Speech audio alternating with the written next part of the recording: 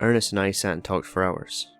We talked about the undead roaming the grounds and the creatures in the ossuary. Ernest told me that he had left the cemetery out of fear, but if left unchecked, the undead abominations in the cemetery would surely bring out the end of the world as we know it.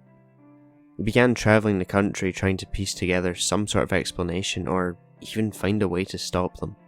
He spent roughly 18 years trying to find a solution and came up with nothing, dashing any hopes of stopping this once and for all. Got any more booze? Ernest asked with a half-frown smile on his face.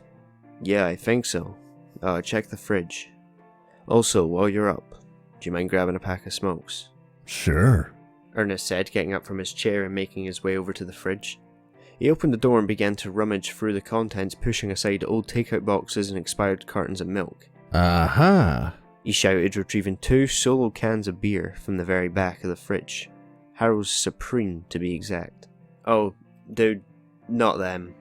They've been sitting there for years, who knows what's wrong with those? I said back with a chuckle, nodding to the top of the can at the strange grey mould forming near the pull tab. Ah, shit.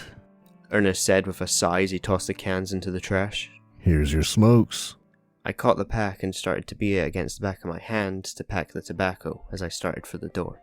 I'll be back in a minute, okay? I said over my shoulder as I walked through the door to the outside to smoke my cigarette. I lit it and stopped in my tracks at the shadowy figure standing mere feet away from me. It was humanoid enough. It had a head, 2 arms, 2 legs and a torso like any other person. What threw me off was the height. They had to have been over 8 feet tall. We just stood there for a while, staring at one another before I took a step back towards the door to get Ernest. Before I knew it, the thing had lunged at me and pinned me against the ground. I screamed for Ernest, trying to wrestle free from the monster's grasp before I heard the sound of the door being kicked out and the familiar sound of a shotgun being racked. Holy Jesus Lord! He shouted out before firing a single shot center mass at the creature, sending it flying off me. I got to my feet and watched as the creature squirmed on the ground for just a moment. Its movements were similar to that of a cockroach who just got a face full of bug spray. "Finish that thing off," I said to Ernest as he started to slowly make his way over to that thing.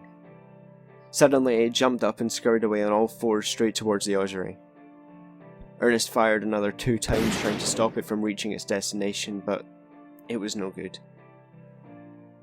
This was the second time I had been inches away from one of those abominations.